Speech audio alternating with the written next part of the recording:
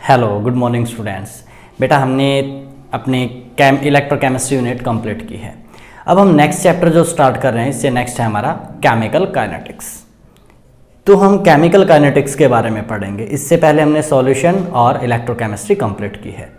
CBSE के लिए तो ये लास्ट यूनिट होगी न्यूमेरिकल की। एचबीएसई के लिए इसके अलावा सॉलिड स्टेट और बचती है। 4 यूनिटें हैं जिनमें से न्यूमेरिकल आता है बोर्ड के एग्जाम में 12th में। तो चलो हम केमिकल काइनेटिक्स स्टार्ट करते हैं, बाकी बातें बीच में बता देंगे।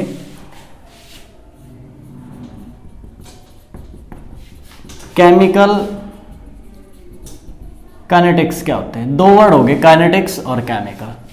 हमें पता स्टैटिक रेस्ट, काइनेटिक या डायनामिक मोशन। तो केमिकल काइनेटिक्स मतलब किसका मोशन? रिएक्शन का। रिएक्शन का मोशन किस टर्म में हो गए? यानी कि स्पीड ऑफ रिएक्शन या रेट ऑफ रिएक्शन के बारे में जो बताए।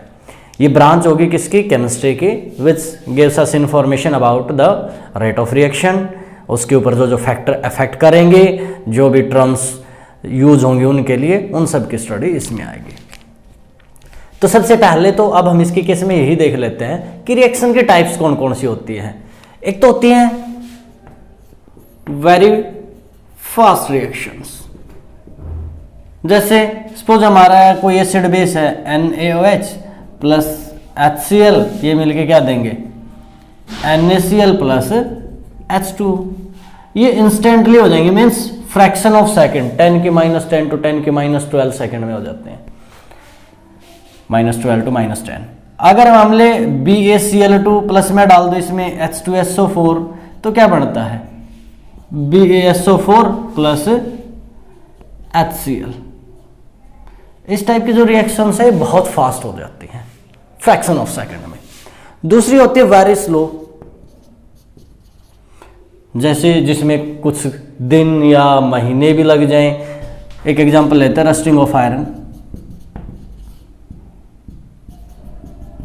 अब ये तो नहीं है कि मैंने आयरन का कोई पीस यहां रख दिया, गीला करके रख दिया तो रखते ही रस्टिंग हो जाएगी, नॉट पॉसिबल। तीसरी टाइप की रिएक्शन होंगी जिनके मॉडरेट स्पीड होगी, मॉडरेट रेट होगा नॉर्मल स्पीड से। जैसे C6 C12 H22 O11। मान लिया है हमारे पास सुक्रोज,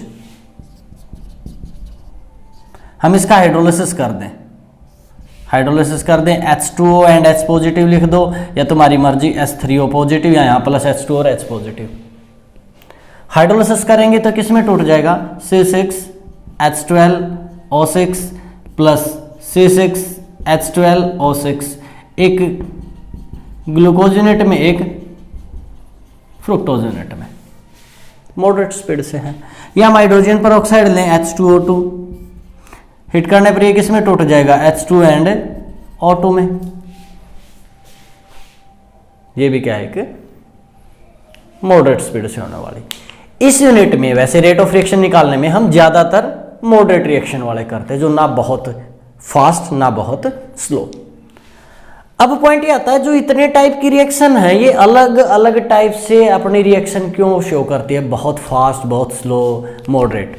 तो इसमें कई फैक्टर हैं। एक फैक्टर तो ये होगा जिनके बीच में ऑलरेडी एग्जिस्टिंग बॉन्ड है और नए जो बॉन्ड बनेंगे तो बॉन्ड डिसोसिएशन और बॉन्ड एसोसिएशन एंथैल्पी पर डिपेंड करेंगे।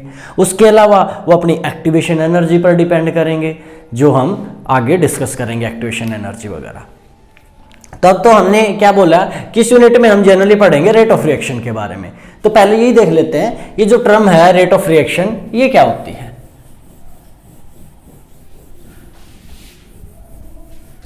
Rate of reaction, rate of reaction जो होगा उसका मतलब ही होगा कि यानी कि स्पीड ऑफ रिएक्शन या जो चेंज होगा कॉन्सेंट्रेशन, क्योंकि हम कॉन्सेंट्रेशन चेंज की टर्म्स में ही पढ़ते हैं रेट ऑफ रिएक्शन को।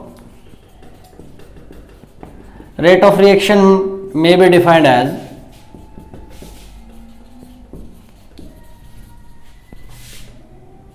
as the change in concentration of any one of the reactant or product, reactant or product। किसी एक की टर्म में भी एक्सप्लेन कर सकते हैं, किसी एक रिएक्टेंट की कॉन्सेंट्रेशन में जो चेंज हुआ, या किसी एक प्रोडक्ट की में, जैसे 2 से ज़्यादा या 1 से ज़्यादा कितने भी रिएक्टेंट या प्रोडक्ट हो सकते हैं, उनमें से किसी की भी टर्म में एक्सप्लेन कर सकते हैं। मीन्स अगर मैं इसको लिखूं, रेट ऑफ रिएक्शन क्या होगा, फॉर्मूले के फॉर्म में लिखें तो change in concentration of any one reactant और product with respect to time. तो ये हो गया concentration change upon time taken. Means अगर मैं कोई एक रिएक्टेंट लेता जो प्रोडक्ट में कन्वर्ट होगा, एक रिएक्टेंट प्रोडक्ट में कन्वर्ट हुआ हमारा, इनिशियल कंसंट्रेशन हमने ली सपोज इसकी R1 और प्रोडक्ट क्या बने, जब स्टार्टिंग में हमारा थोड़ा सा प्रोडक्ट बना एट टाइम, मान लिया मैंने t1 टाइम पर ये है। Now after some time at time t2 हमने रिएक्टेंट की कंसंट्रेशन जो बची हुई है मानी R2 है और प्रोडक्ट बन चुके हैं P2। तो चेंज इन कंसंट्रेशन क्या होगा, R2 माइनस R1। टाइम कितना होगा, T2 minus T1 means del R by del T। अब ये देखो रिएक्टेंट पहले ज्यादा होगा रिएक्शन में या बाद में, ऑब्वियसली पहले ज्यादा है, बाद में तो प्रोडक्ट में चला गया। तो यहां पर क्या होगा, R1 ग्रेटर देन R2, तो यहां पर साइन कैसा आ जाएगा, माइनस का। ऐसे ही मैं प्रोडक्ट के फॉर्म में लिखता तो क्या था, P2 minus P1 bye T2 minus T1। अब इसमें भी देखो प्रोडक्ट पहले कम है, धीरे धीरे रिएक्शन बढ़ती जाएगी तो प्रोडक्ट की अमाउंट बढ़ती जाएगी। तो इसमें P2 ग्रेटर है P1 से, तो ये क्या आएगा, del P by del T। तो हम यहां क्या भी लिख सकते हैं, रेट ऑफ रिएक्शन को हम लिख सकते हैं decrease in concentration of reactant with respect to time, या हम लिख सकते हैं increase in concentration of product, क्योंकि R2 में से R1 घटा तो जो घटी है अमाउंट है, जितना वो कम हुआ वही तो आई है वहां पर। ऐसे ही P2 P1 से जितना ज्यादा वही तो आया है। तो increase in concentration of product with respect to time, तो इसे हम क्या भी लिख सकते हैं, del R by del T, या इसे हम क्या लिख सकते हैं, del P by del T। ये दोनों, ये सारी चीजें क्या है, हमारी रेट ऑफ रिएक्शन को एक्सप्लेन कर रहे हैं। अब जो नेगेटिव और पॉजिटिव साइन है, इनका मतलब क्या हुआ, नेगेटिव साइन का मतलब है डिक्रीज होना और पॉजिटिव का मतलब है इंक्रीज होना। इनका सिर्फ क्या मतलब है, नेगेटिव मीन्स उसकी कंसंट्रेशन घटेगी, पॉजिटिव मतलब उसकी कंसंट्रेशन बढ़ेगी, यही मतलब है। समझ आया। अब इसके साथ हम एक टर्म और करेंगे, instantaneous and average rate of reaction. वो कैसे निकालेंगे, आपने बेटा देखो, अगर हम कंपेयर करें तो रेट ऑफ रिएक्शन को हमने क्या भी बोला है, स्पीड ऑफ रिएक्शन या रेट ऑफ रिएक्शन। तो स्पीड के बारे में पढ़ा है फिजिक्स में, मैं थोड़ा सा रिमाइंड करवा देता हूं ताकि रिलेट हो जाए आपका। तो आपने इंस्टेंटेनियस और एवरेज स्पीड पढ़ी है। इंस्टेंटेनियस स्पीड क्या होती है, एक पर्टिकुलर इंस्टेंट ऑफ टाइम पर जो स्पीड है वो 10 मीटर पर सेकेंड है या 20 है या 30 है या 5 है, व्हाटएवर। और एवरेज होता है total distance travelled upon total time taken. वैसे ही इसमें होगा, इंस्टेंट रेट का मतलब उस गिवन इंटरवल, जो गिवन एक पर्टिकुलर सेकंड का, इसने कि 10वीं सेकंड पर या 20वीं सेकंड पर जो चेंज इन कंसंट्रेशन है। और average total change in concentration upon total time taken. कैसे निकालते हैं, मैं ग्राफिकली निकाल दूंगा इसको, इंस्टेंटेनियस और एवरेज को। अगर मान लिया मेरी कोई भी एक रिएक्शन है, रिएक्टेंट प्रोडक्ट में कन्वर्ट हो रहा है, तो हम कुछ तो स्पीड है उसकी, हम क्या करेंगे, एक पर्टिकुलर टाइम इंटरवल में जितने में भी हमने लेना है उस रिएक्शन को फ्रीज कर देंगे, उसका टेम्परेचर 0 पर ले आएंगे। उसके बाद हम देखेंगे कि पहले रिएक्टेंट की कंसंट्रेशन हमें पता है, अब हम देखेंगे स्टेबल रिएजेंट यूज करके जनरली टाइट्रेशन कर लेते हैं, जनरली सब में नहीं। जहां पर टाइट्रेशन कहाँ नहीं करेंगे, जहां उनकी रोटेशन चेंज हो रही हो या ऑप्टिकल कोई आइजोमर बन रहे हो तब नहीं यूज करेंगे, अदरवाइज टाइट्रेशन कर सकते हैं। टाइट्रेशन से हम स्टेबल मेथड से ये निकालेंगे कि उस टाइम के बाद रिएक्टेंट कितना बाकी है और प्रोडक्ट कितना बन चुका है, उससे क्या निकल जाता है हमारा रेट ऑफ रिएक्शन। तो इंस्टेंटेनियस और एवरेज निकालने के लिए मैं ग्राफ बना देता हूं। सपोज इस साइड हमने ले ली कॉन्सेंट्रेशन और इस साइड मैंने ले लिया टाइम। टाइम लिया मैंने, मान लिया 10 minute, 20 minute, 30 minute, 40 minute, 50 minute, ये हमारी मर्जी मिनट में ले रहे हैं सेकंड में। सपोज मैंने टाइम इन मिनट ले लिया तो मिनट में निकाल देंगे, सेकंड ले तो सेकंड में। या मैंने कंसंट्रेशन सपोज ले ली 0 मोल पर, 0.2, 0.3, 0.4, 0.5। अब हम पहले देखेंगे हम रिएक्टेंट की फॉर्म में ले रहे हैं या प्रोडक्ट की फॉर्म में, क्योंकि रिएक्टेंट की फॉर्म में अलग ग्राफ बनेगा, प्रोडक्ट की फॉर्म में अलग बनेगा। मैं दोनों ही बना लेता हूं।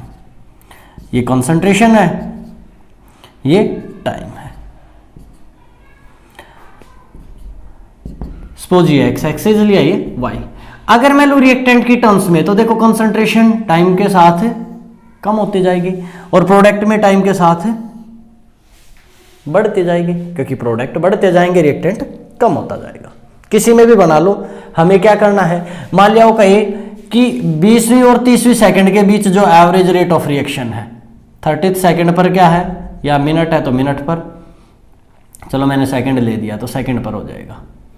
20th सेकंड पर ये सपोज ये 0.2 है।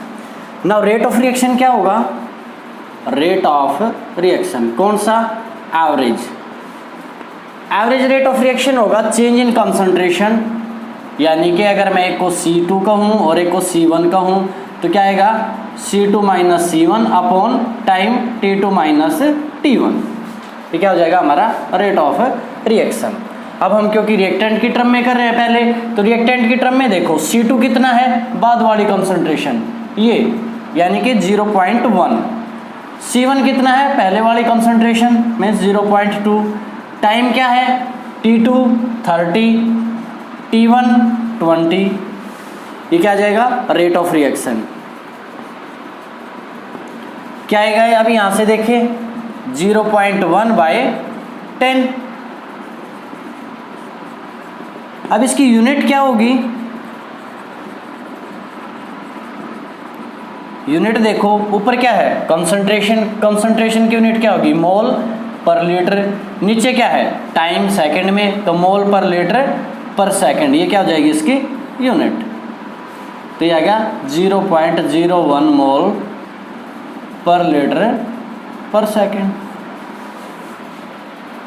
समझ आया, ये क्या है एवरेज। अब इंस्टेंटेनियस कैसे होता, प्रोडक्ट की टर्म में आप खुद करके देख लेना, सेम ऐसे ग्राफ बनेगा, T2 T1, ये T1 ये T2, ये C1 ये C2। अगर वो कहे इंस्टेंटेनियस, एवरेज की बजाय क्या कहे इंस्टेंटेनियस, तो एवरेज रेट ऑफ रिएक्शन क्या हुआ, total change in concentration with respect to total time taken.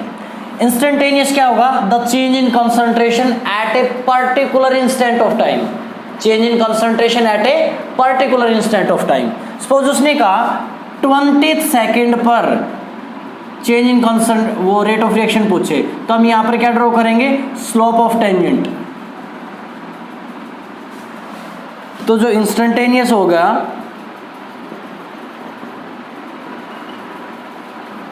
Rate of reaction वो क्या होगा, equal to slope of tangent जो होगा, यानी कि the change in concentration any one of reactant और product with respect product at a particular instant of time. कर सकते हो ये, आज यहाँ तक करेंगे, कल हम इसके ऊपर न्यूमेरिकल पोर्शन स्टार्ट हो जाएगा, अलग अलग जो रेट ऑफ रिएक्शंस है वो कैसे निकाल लेंगे। Got it, thank you.